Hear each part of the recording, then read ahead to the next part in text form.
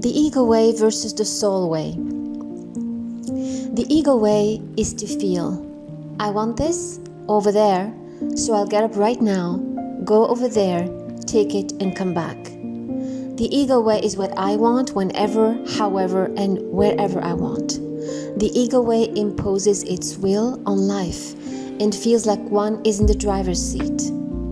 This way is also a way that requires a lot of personal and physical energy, time, focus, financial means, human assistance, and logistics.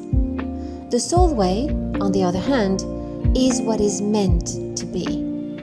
Among all the paths that are available to us, the soul way directs us where we belong and where we are meant to make a real difference and put our full potential at use.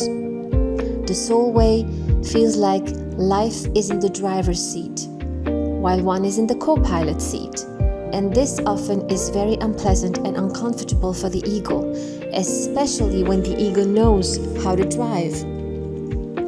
In other words, the more a person is independent, knowledgeable, has financial means and good network, the more he or she will find it difficult, not to say almost impossible, to let the driver's seat to God or life.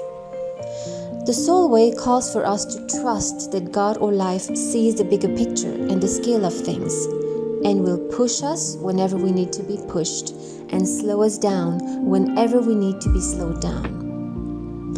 The soul way will never make us lose money, waste time or resources, while the ego way may often require that.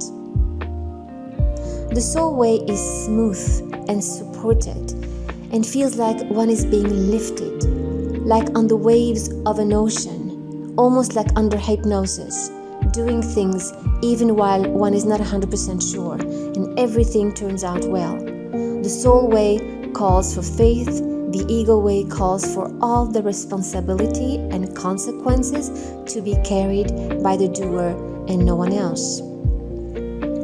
The soul way brings the right people and resources to us almost effortlessly, while the ego way calls for more personal research, efforts, and strength. But how does one put oneself on the soul way, you may ask? One asks God for what one needs, knowing that what will come may be what we ask for or something else, should it be better for us. And then we let go. We ask and we let go, and we go about our lives. We don't insist, get obsessed, or force things to happen. We act, but almost in a detached way, not afraid or dependent on any specific outcome. We feel every steps of the way if our actions are being forced, heavy and upstream, or on the contrary, smooth, almost floating and easy, making us and the people around us, as well as the ones directly involved in the process, at peace and fulfilled. Because also, what the soul way does is that it's generous to everyone, unlike the ego way that may serve only the person concerned with it. So good luck on your journey, and may you always find your soul way, and I'll see you in the next video.